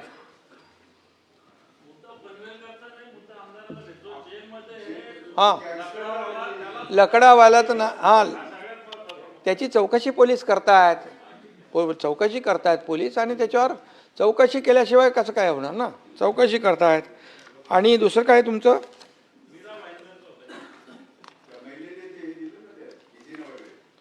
हां मीरा भाईंदरचं काय पाहिजे? तक्रार दिलेली आहे. हां बरोबर. हां हां ओके ओके ओके हां. अंबादासजी, या बाबतीमध्ये नक्की आपला प्रश्न बरोबर आहे आणि याच्यावर देखील पोलीस चौकशी करतात, पोलीस आयुक्त. आणि या बाबतीमध्ये दूध का दूध पाणी का पाणी होईल. बिलकुल. सभापती महोदय